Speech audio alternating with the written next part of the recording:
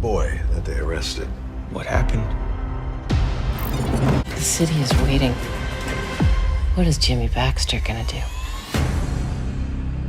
What's up, YouTube? It's your boy Mark Dark, and I'm back with another video. If you're new, if you love Your Honor, go ahead and hit that subscribe button, like the video, and leave your theories, comments, everything down below. Now tonight we're gonna be talking about Your Honor, episode 4. This is the recap. I'm gonna try my best to go over all the key facts. Now if I miss anything, you guys let me know down below. And overall, this episode was very, very emotional, man. Very emotional. Sad things happen, man, especially to Kofi Jones and his family, and you just felt the pain. It was almost like it was real, but it's a TV show. At the end of the day, it's not real, but things like this do happen in everyday life. But like I said, I'm going to try my best to go over all the key facts. If I miss anything, you guys let me know. Now, when this episode begins, we see Kofi all beat up, battered, and bruised, and I'm thinking, this is no way. It's no way that this guy is dead. I did not want to believe it at all. I'm like, it's no way. Like, what happened? Did Carlo really beat him down like that? I mean, I was like in shock because I felt like Kofi was going to be able to talk his way out of it and tell him exactly what really happened. But that wasn't the case. Then we get to Adam and we get to Michael, and Michael was telling him the news that yes, Kofi Jones was killed in jail. And of course, Michael is giving him like the PG rated version of what really happened. He's not really trying to get into details of the events. And of course, Adam is wanting to know exactly how it all played out. Did he suffer? What really happened? But Michael is not going to tell him that. He doesn't want his son worrying, and he doesn't want Adam going out there doing anything stupid, because we know Adam, he's known for doing things like that, going out there doing stuff stupid. Then we get to Carlo Baxter, and he said it. He said he beat the kid to death. He killed his brother, so he had to go in, handle it. Now, of course, they're going to brush this up under the rug. The officer there is going to brush this under the rug. Of course, we see that Jimmy Baxter was very upset. He didn't want his son doing this, especially since he's about to get out. But we know this is brushed up under the rug. And it seems like Jimmy Baxter is very smart. He doesn't really like rushing into doing things. It seems like his wife is pushing him to do a lot of negative stuff that, you know, he shouldn't be doing. Now, Lee, of course, she goes and she investigates. She wants to know exactly what happened to Kofi Jones. How did this murder happen? And of course, the officer there is not trying to give her any information. He's trying to cover it up, of course. Remember, he doesn't want any homicides at his jail at all. He doesn't want this getting out. So of course he's going to bury this and make sure it doesn't even get out. And then once again we see Kofi Jones, and it's just more of a reality that yes, this kid actually is gone. And I'm just thinking in my head like, man, he really took the L for all these people.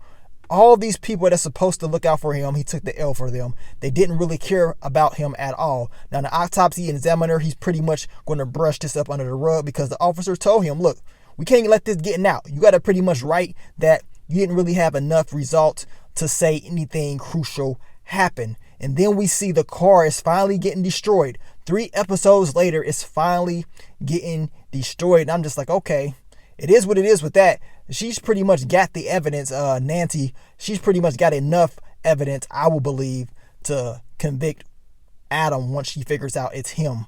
But we move on to Michael and Charlie. And of course, Michael wants to make sure that this does not come back on them.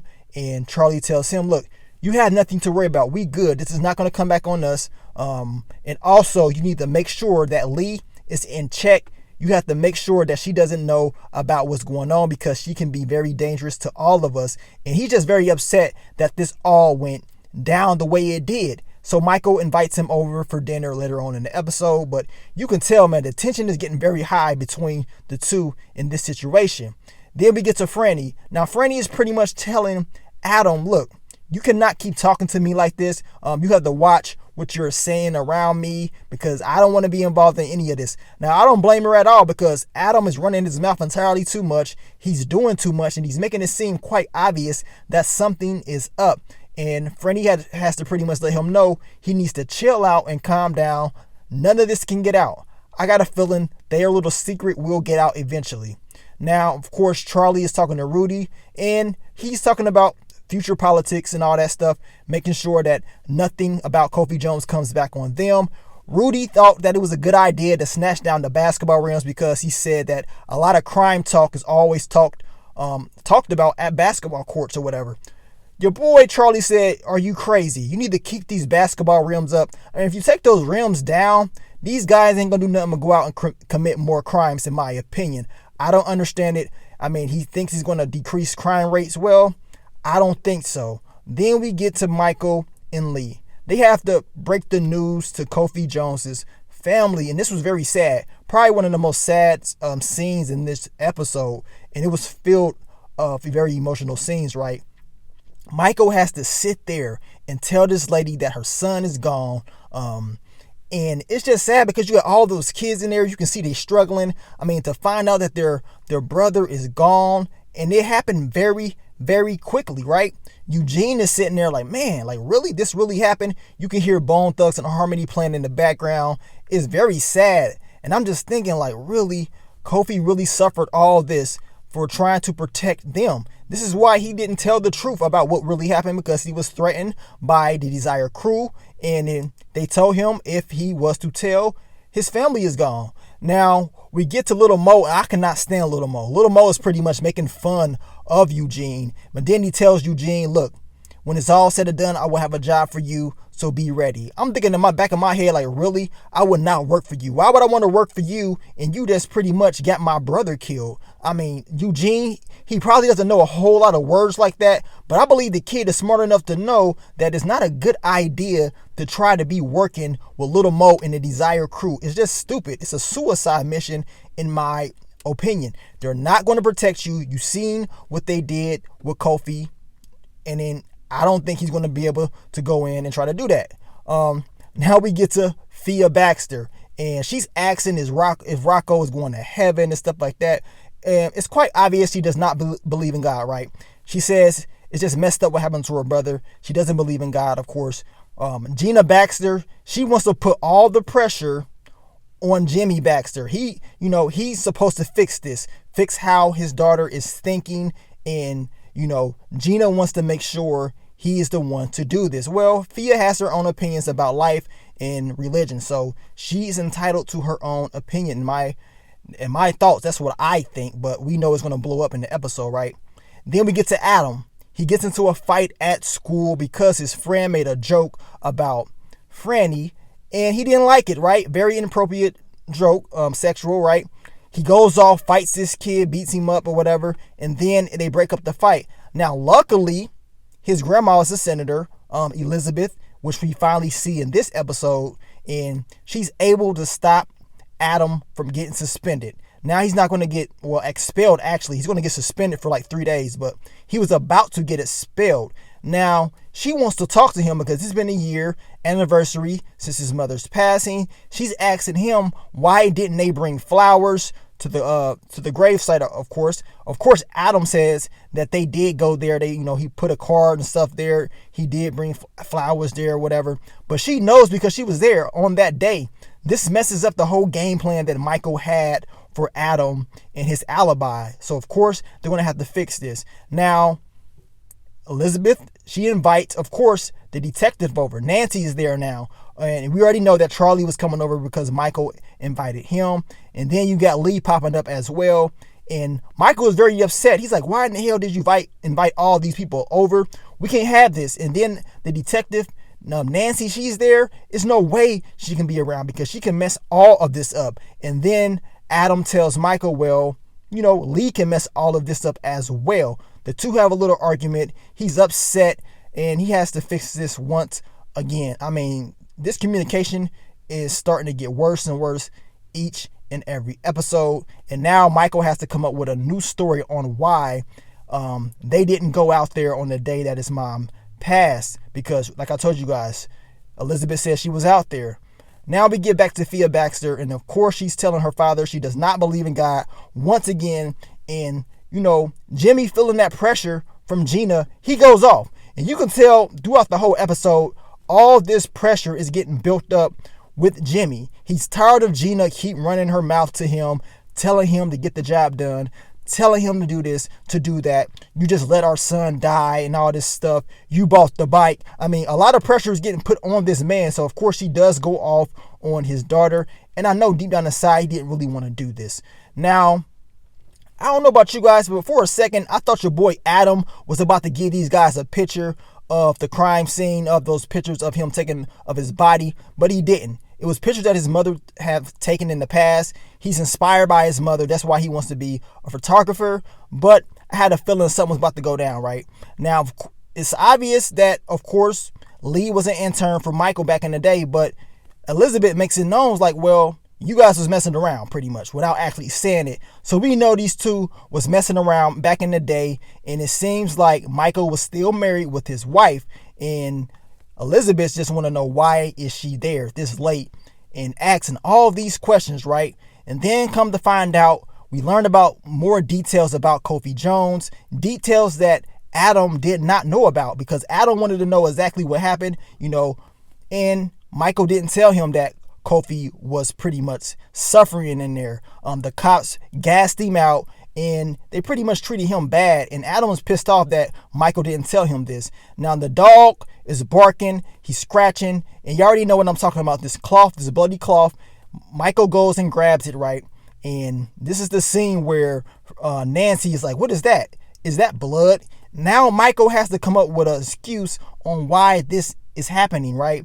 And he does it. He comes up with this great speech on, what, Elizabeth, you are right. You know what I'm saying? We're not communicating with you very well. And that his wife would not have liked this. So he wants to fix things, of course. And this speech pretty much throws everybody off guard. And they don't even ask about this bloody cloth anymore after that incident. Now, Michael takes Adam outside and he's talking to him like, dude, like, why are you not listening to me? Adam says, why didn't you tell me about all the details of Kofi Jones? I wanted to know more about that. Michael explains to him, look, I'm your father. I make the rules. You listen to me. I'm in control. Adam doesn't like this. This little bond between the two is going to blow up. I'm telling you right now, because it seems like every time Michael tries to fix things and do things, Adam just comes in and messes things up. I mean, each and every episode. I'm like, dude, you might as well have just turned yourself in. Kofi Jones will still be alive. You may be dead, but hey, at least the suffering and pain and all this struggle will be over. Michael just wants to protect his son at all costs, and he's willing to do whatever to do that. But it's going to be very hard if Adam is out there making a whole lot of mistakes, which he will continue to do. Now, of course, Fia, she's going to Uber, well, she wants to Uber home. But then Gina says, look, why don't you just buy her a bike? She says this to Jimmy. Now, Jimmy has hit his breaking point. He's very pissed off. He's tired of Gina talking stuff to him, telling him to get this done, telling him what is he going to do about Kofi Jones and all this stuff that happened with their son. And your boy Jimmy is definitely going to have to respond to that, right? Then we get back to your boy Adam. Now, Adam, he says, you know what? Let me go show my respects to Rocco. So he goes to this little visual that they're having out there, runs into Rocco's sister, Fia, right? Now, Fia's out there, and Adam makes it very obvious, like, this dude is very awkward. He runs into her. Now she's going to remember you when she sees you in the next episode, and she's going to wonder why were you out there in the first place.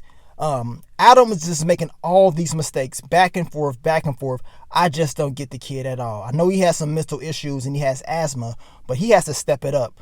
Now we get to Eugene. Eugene is on his way back home and he sees an explosion. His house has blown up. It's on fire. The question is, who was all up in there? Was his mom? Was his brothers and sisters in there? 9 times out of 10, someone was in that house. Now, this is just an attack from Jimmy Baxter because he got that pressure put on him to do something. Remember, Gina wanted him to do something about this.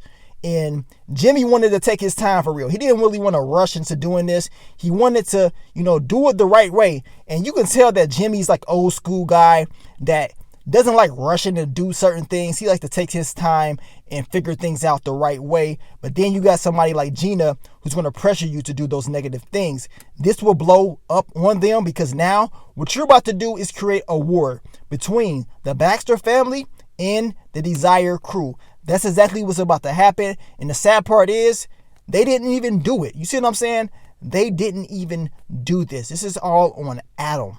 Adam did this. Michael knows this is about to happen. We saw in the previews for the next episode. It's about to go down. A whole lot of blood is about to get shed. Like I told you guys, this episode, I really felt for Kofi Jones and his family because they went through a lot. His siblings. I mean, this kid, he didn't do this. He was just doing his job as a member of this Desire crew, and that was it. He got caught up in something, and they pretty much told him if he says anything, his family is gone. And the kid was willing to protect his family and willing to serve time for them instead of just telling the truth. Sad part is, his family's probably gone anyway, and he's probably only got one sibling left. But you guys let me know, man. What do you think about this episode? This show is getting very intense. At times I'm watching it and I'm just like, man, this is just messed up on how things are going in this world. Because even though it's a show, things like this do actually happen. And once again, they put on a hell of a performance in this show. It made you really feel like this was a real life event. Man, I can't wait for episode 5, man. You guys let me know. I will continue to give you guys more Your Honor content in the future. But let me get on out of here, man. It's your boy Mark Dark. I'm out. Peace.